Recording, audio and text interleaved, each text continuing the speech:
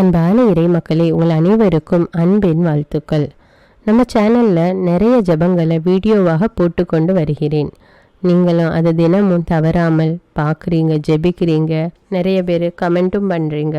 மேலும் சில ஜபங்களை ஜெபிச்சதுனால என்னுடைய தேவைகள் நிறைவேறிவிட்டது என்று சொல்லி நன்றி கூறியிருக்கீங்க. உங்கள் அனைவருக்கும் என்னுடைய நன்றிகள். எல்லா துதிகான மகிமை எல்லாமே நம்ம ஆண்டவர் இயேசு கிறிஸ்துவுக்கு மட்டும்தான். மக்களே, எப்பமாவது நமக்குள்ள ஒரு கேள்வி எழும்பலாம். நான் ஏன் ஜெபிக்கணும், எதுக்காக ஜெபிக்கணும்? அல்லது நிறைய பேர் சொல்லுவாங்க, நான் ஜெபிக்க ஆசைப்படுறேன், ஆனால் எனக்கு ஜெபிக்க நேரம் இல்லை, ஜெபிக்க முடியலை அப்படின்னு. இந்த வீடியோவை முழுசாக பாருங்கள். நீங்களும் கட்டாயமாக நேரம் ஒதுக்கி ஜெபிப்பீங்க. இன்றைக்கு நாம் ஏன் ஜெபிக்கணும், எதுக்காக ஜெபிக்கணும், அது மட்டும் இல்லாமல் ஜெபத்தை பற்றி பைபிள் நமக்கு என்ன சொல்லுகிறது என்பதை இறை வார்த்தையோடு சேர்ந்து பார்ப்போம். ஜெபம் என்றால் என்ன?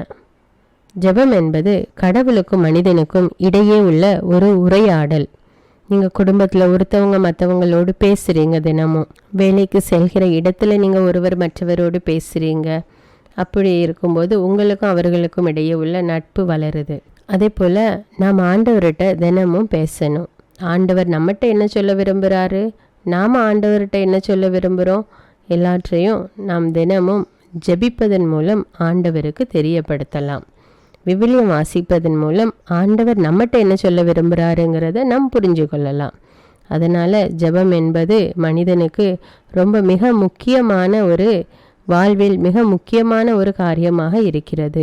உலகம் ரொம்ப வேகமாக போய்கிட்டே இருக்குது. யாருக்கும் யாருடையும் பேசுறதுக்கும் நேரம் இல்லை. எல்லாரும் அவங்கவுங்க வேலையில் ரொம்ப பிஸியாக இருக்கிறாங்க. ஆனால் இப்படிப்பட்ட நேரத்துலையும் நம்ம கண்டிப்பாக ஜெபிக்கணும். தினமும் கண்டிப்பாக நேரம் ஒதுக்கி ஆண்டவரிடம் ஜெபிக்கணும். நம்ம ஆண்டவர் இயேசு கிறிஸ்துவை பார்ப்போம். அவருடைய வாழ்க்கையை கவனித்து பார்த்தா அவர் இறைமகன். நம்மை மீட்க அவர் மனிதனாக இந்த பூமியில் பிறந்தார். ஆனாலும் அவர் பல இடங்களுக்கு சென்று நற்செய்தி அறிவித்து வந்தார். அந்த காலத்தில் வண்டியெல்லாம் கிடையாது, நடந்தே போகணும். நடந்தே சென்று அவர் பல இடங்களுக்கு நற்செய்தி அறிவித்தார். அது மட்டும் இல்லாமல் நோயாளிகளை குணமாக்கினார், பேய்களை ஓட்டினார். எப்பொழுதுமே அவர் அற்புதங்கள் செய்கிறத பார்த்து மக்கள் அவரையே பின்தொடர்ந்து கொண்டு வந்தாங்க. அவரை சுற்றி எப்போ மக்கள் இருந்து கொண்டே இருந்தாங்க. அப்படிப்பட்ட சூழ்நிலையிலும் கூட அவர் ரொம்ப பிஸியாக இருந்தாலும் ஆண்டவர் இயேசு கிறிஸ்து நேரம் கிடைக்கும் போதெல்லாம் தனிமையான இடத்திற்கு சென்று ஜெபித்தார். அதிகாலையில் எழுந்து ஜெபித்தார், தனிமையாக இருந்து ஜெபித்தார், மற்றும் மாலையானதும் மலை மேல் ஏறி ஜெபித்தார் என்று பல இடங்களில் நாம் நற்செய்தி நூல்களில் வாசிக்கிறோம். இப்படி ஆண்டவர் இறைமகனாக இருந்த போதிலும் அவர் தினமும் ஜெபித்து வந்தார். அப்படின்னா சாதாரண மக்களாகிய நாம் தினமும் ஜெபிக்கணுமா வேண்டாமா? கண்டிப்பாக தினமும் நம்முடைய ஆண்டவரை நோக்கி நாம் மன்றாடணும், ஜெபிக்கணும். ஒவ்வொரு நாளும் அதிகாலையில் எழுந்து அந்த புதிய நாளை கொடுத்ததற்காக ஆண்டவருக்கு நன்றி சொல்லி ஜெபிக்கணும். மேலும் இரவு நேரத்தில் அந்த நாள் முழுவதும் நம்மை வழிநடத்தி வந்த கிருபைக்காக ஆண்டவருக்கு நன்றி சொல்லி ஜெபிக்கணும். அது மட்டும் இல்லாமல் அந்த நாள் முழுவதுமே நாம் செய்கிற ஒவ்வொரு காரியத்திலும் ஆண்டவரை நினைத்து அவருடைய உதவியை வேண்டி ஜெபிக்கணும். இவ்வாறு ஜெபம் என்பது நம்முடைய வாழ்க்கையிலே ஒரு இணை பிரியாத ஒன்றாக இருக்க வேண்டும். நான் ஜெபிப்பேன், மாதம் ஒருக்கா ஜெபிப்பேன், வாரத்துக்கு ஒருக்கா ஜெபிப்பேன், இல்லை மாதத்துக்கு ஒருக்கா ஜெபிப்பேன், வாரத்துக்கு ஒருக்கா பைபிள் படிப்பேன். அப்படி இல்லாமல் தினந்தோறும் நாம் காலையிலும் மாலையிலும் விவிலியம் வாசிக்கணும், ஜெபிக்கணும். அதை தவறாமல் ஒரு ஹேபிட்டாகவே அதை நம்ம ஒரு பழக்கமாகவே நம்ம மாற்றிக்கிடணும். இப்பொழுது பைபிளில் ஜெபத்தை பற்றி என்ன கூறியிருக்கிறது என்று பார்ப்போம். ரோமர் அதிகாரம் 12 இறைவார்த்தை 12 இவ்வாறாக கூறுகிறது: எதிர்நோக்கி இருப்பதில் மகிழ்ச்சி கொள்ளுங்கள், துன்பத்தில் தளரா மனதுடன் இருங்கள், இறை வேண்டலில் நிலைத்திருங்கள். நம்முடைய வாழ்க்கையில் சில காரியங்கள் இப்போ நடந்துராதா, சீக்கிரம் நடந்துராதா அப்படின்னு நம்ம எதிர்நோக்கி இருப்போம். ஆனால் அந்த எதிர்நோக்கி காத்திருப்பதில் நாம் மகிழ்ச்சியோடு இருக்கணும். துன்ப நேரத்தில் தளரா மனதுடன் இருக்கணும். தளராமல் ஆண்டவர் மீது நம்பிக்கை வைத்து இருக்கணும். எப்படிப்பட்ட சூழ்நிலையாக இருந்தாலும் சரி, இறை வேண்டலில் நிலைத்திருங்கள். அதாவது ஜெபிப்பதில் எப்பவும் நம்ம நிலையாக இருக்கணும், ஜெபிப்பதை விட்டுவிடக்கூடாது என்று ரோமர் புத்தகத்தில் கூறியிருக்கிறார். இப்பொழுது 1 பேதுரு அதிகாரம் 4 இறைவார்த்தை 7 வாசிப்போம். எல்லாவற்றிற்கும் முடிவு நெருங்கிவிட்டது. எனவே இறைவனிடம் வேண்டுதல் செய்யுமாறு கட்டுப்பாடோடும் அறிவு தெளிவோடும் இருங்கள். அதாவது ஜெபம் பண்ணுறதுல என்னைக்காவது ஒரு நாள் செய்யலாம், நேரம் கிடைக்கும்போது செய்யலாம், அப்படி இல்லாமல் தினமும் கண்டிப்பாக செய்யணும் அப்படிங்கிற ஒரு கட்டுப்பாடு இருக்கணும். நம்மளுக்குள்ள ஒரு உறுதி இருக்கணும். அப்படி அந்த உறுதி இருக்கும்போது நாம் தினமும் கண்டிப்பாக ஜெபிப்போம். இப்பொழுது லூக்கா நற்செய்தி அதிகாரம் 21 இறைவார்த்தை 36. ஆகையால் நிகழப்போகும் அனைத்திலிருந்தும் தப்புவதற்கும் மானிட மகன் முன்னிலையில் நிற்க வல்லவராவதற்கும் எப்பொழுதும் வெளிப்பாயிருந்து மன்றாடுங்கள். எப்பொழுதும் நாம் வெளிப்பாயிருந்து மன்றாடணும். சில நேரங்களில் நாம் சோம்பேறித்தனமாக இருந்து ஜெபிக்காமல் இருந்துருவோம். அப்படி இருக்கக்கூடாது. எப்பொழுதுமே கவனமாக இருந்து நம்ம ஜெபிக்கணும். ரிட்ரீட் சென்டரில் அல்லது ஆலயங்களில் முழு இரவு தியானம் என்று நடத்துகிறாங்க, நம்மளுக்காக ஏற்பாடு செய்கிறாங்க. அதிலெல்லாம் முடிஞ்ச அளவுக்கு போய் கலந்துக்கிடணும். உறக்கத்தை கெடுத்து யார் முழிச்சிருந்து ஜெபிக்க அப்படின்ட்டுலாம் வருத்தப்படக்கூடாது. அதை தான் இறை வார்த்தையில் சொல்லியிருக்குது, விழிப்பாக இருந்து மன்றாடுங்கள். ஆண்டவருடைய வருகை எப்போ இருக்குன்னு தெரியாது, நாம் எப்பவும் ஜெபித்து கொண்டே இருக்கணும். மார்க்கு நற்செய்தி அதிகாரம் 11 இறைவார்த்தை 24. ஆகவே உங்களுக்கு சொல்கிறேன், நீங்கள் இறைவனிடம் வேண்டும்போது எவற்றையெல்லாம் கேட்பீர்களோ அவற்றை பெற்றுவிட்டீர்கள் என நம்புங்கள். நீங்கள் கேட்டபடியே நடக்கும். நீங்கள் ஜெபிக்கும்போது எந்த மன்றாட்டு நடக்கணும்னு நீங்கள் கேட்குறீங்களோ அது கிடைத்து விட்டது ஆண்டவரே, அதுக்கு நன்றி அப்படின்னு நீங்கள் சொல்லி ஜெபிங்க. கட்டாயமாக அந்த மன்றாட்டு உங்களுக்கு கேட்கப்படும். நீங்கள் கேட்டபடியே உங்களுக்கு நடக்கும் என்று இறைவார்த்தை சொல்லுகிறது. பல நேரங்களில் நம்ம ஜெபிப்போம், ஆனால் நம்பிக்கை இருக்காது. நம்ம நம்ப மாட்டோம். நடந்தால் பார்த்துக்கிடது, நடக்கலைனாலும் திரும்ப ஜெபம் பண்ணுவோம் அப்படின்ட்டு. அப்படி இருக்கக்கூடாது. கண்டிப்பாக நடக்கும் அப்படிங்கிற நம்பிக்கை இருக்கணும். நம்பிக்கையோடு ஜெபிக்கணும். அப்போ கண்டிப்பாக அந்த மன்றாட்டு கேட்கப்படும். மார்க்கு அதிகாரம் 11 இறைவார்த்தை 25 இவ்வாறு கூறுகிறது, நீங்கள் வேண்டுதல் செய்ய நிற்கும்போது யார் மேலாவது நீங்கள் மனத்தாங்கல் கொண்டிருந்தால் மன்னித்து விடுங்கள். நாம் ஜெபம் செய்யும்போது சில நேரங்களில் மன்றாட்டு கேட்கப்படாது. அது எதனாலன்னு பார்த்தா நம்முடைய பாவம் ஏதாவது இருக்கும். அந்த பாவத்திற்கு நாம் மன்னிப்பு கேட்க வேண்டும். யார் மேலேயாவது கோபமாக இருக்கலாம், இல்லை யார் மேலேயாவது ஒரு தவறான எண்ணத்தோடு இருக்கலாம். அப்படி இருக்கும்போது நம்முடைய ஜெபத்துக்கு பதில் கிடைக்காது. அது நம்மளுக்கு ஒரு பாவம். அந்த பாவத்தை நாம் மன்னித்து விடுமாறு ஆண்டவரிடம் மன்றாடணும். ஃபஸ்ட்டு நம்முடைய பாவத்துக்காக மன்னிப்பு கேட்கணும். அப்படி மன்னிப்பு கேட்கும்போது ஆண்டவர் நம்முடைய பாவத்திலிருந்து நமக்கு விடுதலை கொடுத்து நம்முடைய தேவையை நிறைவேற்றுவார். அதான் இந்த இறைவார்த்தை சொல்லுது, நம்ம வேண்டுதல் செய்யும்போது யார் மேலாவது மனத்தாங்கல் இருந்தால் மன்னித்து விடணும். அப்பொழுது நம்முடைய மன்றாட்டு நிறைவேறும். எபேசியர் 6:18. எல்லா வேண்டல்களையும் மன்றாட்டுகளையும் இறைவனிடம் எழுப்புங்கள். எப்போதும் தூய ஆவியின் துணை கொண்டு வேண்டுதல் செய்யுங்கள். இதில் உறுதியாய் நிலைத்திருந்து வெளிப்பாய் இருங்கள்.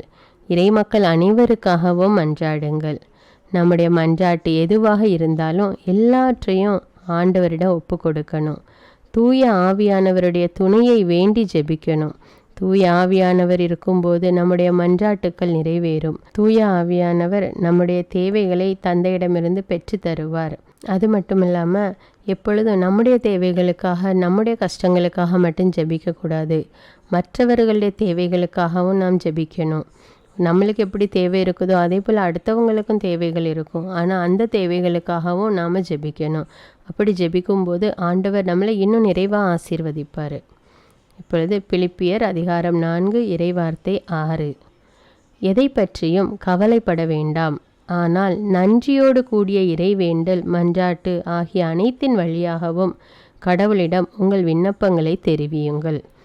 நம்முடைய மன்றாட்டு கேட்கப்படலையேன்னு கவலைப்படக்கூடாது.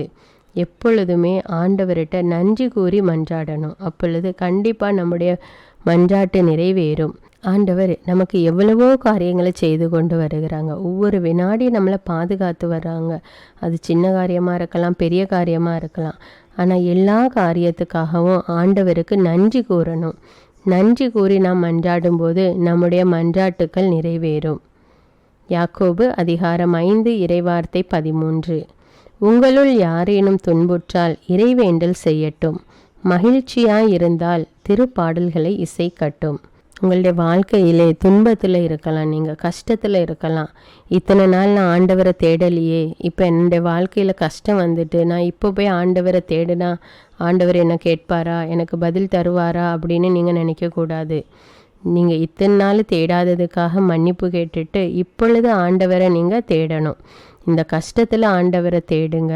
நீங்கள் கஷ்டத்தில் இருக்கீங்களா, வேதனையில் இருக்கீங்களா, ஆண்டவரை தேடுங்க. ஆண்டவர் கட்டாயமாக உங்களுக்கு உதவி செய்வார், உங்களுடைய தேவைகளை நிறைவேற்றுவார். யாக்கோபு அதிகாரம் 5 இறைவார்த்தை 15. நம்பிக்கையோடு இறைவனிடம் வேண்டும்போது நோயுற்றவர் குணமாவார். ஆண்டவர் அவரை எழுப்பி விடுவார். அவர் பாவம் செய்திருந்தால் மன்னிப்பு பெறுவார். ஒருத்தர் உடம்பு சரியில்லாமல் இருக்கிறாங்கன்னா அவங்களுக்காக நம்பிக்கையோடு ஜெபிக்கணும். அப்படி ஜெபிக்கும்போது கட்டாயமாக அவருக்கு சுகம் கிடைக்கும். நானே வேதனையில் இருக்கேன், நான் இங்கேருந்து ஜெபிக்க அப்படின்னு நினைக்கக்கூடாது. அந்த வேதனையிலையும் ஜெபிக்கணும். ஜெபிக்கும்போது ஆண்டவர் கட்டாயமாக உதவி செய்வார். அது மட்டும் இல்லாமல் பாவம், சில நோய்களுக்கு காரணம் பாவமாக கூட இருக்கலாம். அப்படி இருந்தால் அந்த பாவத்திலிருந்து மன்னிப்பு பெற வேண்டும். ஆண்டவரிடம் மன்றாடி மன்னிப்பு கேட்கும்போது உங்களுடைய பாவங்களும் மன்னிக்கப்படும், உங்களுடைய நோய்களும் சுகமாகும். யாக்கோபு 5:16. ஆகவே ஒருவருக்கொருவர் பாவங்களை அறிக்கை செய்து கொள்ளுங்கள், ஒருவர் மற்றவருக்காக இறைவனிடம் வேண்டுங்கள், அப்பொழுது குணமடைவீர்கள். நேர்மையாளருடைய வல்லமை மிக்க மன்றாட்டு பயன் விளைவிக்கும். நம்முடைய வாழ்க்கையில் மற்றவங்களுக்காகவும் ஜெபிக்கணும். நம்முடைய தேவைகள் மட்டும் பார்த்துக்கிட்டே இருக்கக்கூடாது, அடுத்தவங்களுக்காகவும் ஜெபிக்கணும். மேலும் முறையான பாவ அறிக்கை செய்யணும். நம்முடைய பாவங்களுக்காக மனம் வருந்தி மன்னிப்பு கேட்கணும். நம்முடைய பாவங்களுக்காக மனம் வருந்தி மன்னிப்பு கேட்கும்போது அந்த பாவத்திலிருந்து நாம் விடுதலை பெறுகிறோம். அது மட்டுமல்லாமல் நோயிலிருந்தும் விடுதலை பெறுகிறோம். யாக்கோபு அதிகாரம் 5 இறைவார்த்தை 17 இவ்வாறு கூறுது. எலியா நம்மை போன்ற எளிமையான மனிதர்தாம். அவர் மழை பெய்யக்கூடாது என்று உருக்கமாக இறைவனிடம் வேண்டினார். 3 ஆண்டு 6 மாதம் மழை இல்லாது போயிற்று. மீண்டும் அவர் இறைவனிடம் வேண்டினார். வானம் பொழிந்தது, நிலம் விளைந்தது. எலியா தீர்க்கதரிசி மிகவும் உருக்கமாக மழை பெய்யக்கூடாதுன்னு வேண்டினார். அப்படி அவர் அந்த உருக்கமாக வேண்டினதுனால தான் அந்த 3 ஆண்டுகள் 6 மாதம் மழை இல்லாமல் போயிற்று. மேலும் அவர் உருக்கமாக ஜெபித்தார், இறைவனிடம் வேண்டினார். அப்பொழுது மழை பெய்தது. ஆம் மக்களே, ஜெபம் என்பது மிக மிக முக்கியமானது. நம்முடைய வாழ்க்கையிலே ஜெபம் இல்லாமல் எதுவுமே இல்லை. ஆண்டவரை நோக்கி நாம் ஜெபிக்க வேண்டும், ஒவ்வொரு வினாடியும் ஜெபிக்க வேண்டும். இயேசு இந்த பூமியில் வாழ்ந்தபோது ஜெபிச்சிருக்காரு, இறைவாக்கினர்கள் ஜெபிச்சிருக்காங்க, சாதாரண மக்கள் ஜெபிச்சிருக்காங்க. அப்போ நாமும் ஜெபிக்கணும். எந்த காரணமும் எந்த சாக்கு போக்கும் சொல்லி ஜெபத்தை தள்ளி போடக்கூடாது. கட்டாயமாக தினமும் தவறாமல் ஜெபிக்கணும். நீங்கள் இன்று முதல் தவறாமல் ஜெபிக்க ஒப்பு கொடுத்து பாருங்கள், தவறாமல் ஜெபிச்சு பாருங்கள். ஆண்டவர் உங்களை கட்டாயமாக ஆசீர்வதிப்பார். எவ்வளவோ தேவைகள் நம்முடைய வாழ்க்கையில் இருக்குது. எல்லா தேவைகளையும் ஆண்டவர்கிட்ட ஒப்பு கொடுங்க. ஒப்பு கொடுத்து ஜெபிங்க. ஆண்டவர் உங்களை வழி நடத்துவார், உங்கள் குடும்பத்தை வழி நடத்துவார். உங்களுக்கு ஏற்ற நேரத்தில் எது தேவை என்று பார்த்து உங்களுக்கு செய்வார். இதை நான் அனுபவபூர்வமாக கூறுகிறேன். என்னுடைய வாழ்க்கையில் சிறு வயது முதல் நான் ஜெபித்து இறைவார்த்தை வாசித்து வருகிறேன். எல்லாவற்றையும் ஆண்டவர்கிட்ட ஒப்பு கொடுத்து வருகிறேன். ஆண்டவர் நிறைவாக ஆசீர்வதித்து வருகிறார். இதை வெறும் வார்த்தையாக சொல்லாமல் என்னுடைய அனுபவத்திலிருந்து சொல்கிறேன். நீங்களும் ஜெபிச்சு பாருங்கள். கட்டாயமாக ஆண்டவர் உங்களையும் ஆசீர்வதிப்பார், உங்களை வழி நடத்துவார். அன்பின் பரலோக பிதாவே, இதோ உம்முடைய இறை வார்த்தையை கேட்டுக்கொண்டிருக்கிற மக்கள் ஒவ்வொருவரையும் நீர் அறிவீர் தேவனே. அவர்கள் ஒவ்வொருவரையும் தொடும் அப்பா. அவருடைய உள்ளத்தின் வாஞ்சைகள் உமக்கு தெரியும் அப்பா. அவருடைய உள்ளத்தின் ஏக்கங்கள் உமக்கு தெரியும் தேவனே. நீர் எல்லாவற்றையும் அறியக்கூடியவர் ராஜா. ஒவ்வொரு மக்களையும் தொடுங்க தேவனே. அவர்கள் மீது ஜெபத்தின் ஆவியை ஊற்றுங்கப்பா. இன்று முதல் அவர்கள் தவறாமல் ஜெபிக்கணும் தேவனே. இறை வார்த்தையை வாசிக்கணும் கடவுளே. இறை வார்த்தையை வாசித்து நீர் அவர்களிடம் என்ன சொல்ல விரும்புகிறீர் என்பதை அவர்கள் புரிந்து கொள்ள வேண்டும் ஏசப்பா. அதற்கு தேவையான ஞானத்தை கொடுங்கப்பா. ஜெபிக்கக்கூடிய அறிவை கொடுங்க தேவனே. ஜெபிக்கக்கூடிய வாஞ்சியை கொடுங்கப்பா. ஒவ்வொருவரோடும் கூட இருந்து அவர்களை வழி நடத்துங்க தேவனே. எல்லா துதிகான மகிமை உமக்கே செலுத்துகிறேன் அப்பா. இயேசுவின் இன்ப நாமத்தில் ஜெபிக்கிறேன் ஜீவனில் நல்ல பிதாவே, ஆமீன். இந்த வீடியோ உங்களுக்கு பயனுள்ளதாக இருந்தா என்பதை எனக்கு கமெண்ட்ஸில் தெரியப்படுத்துங்கள். மேலும் இந்த வீடியோவை பிறரோடு ஷேர் செய்து கொள்ளுங்கள். தமிழ் பைபிள் விஸ்டம் சேனலை சப்ஸ்கிரைப் செய்து கொள்ளுங்கள். நன்றி.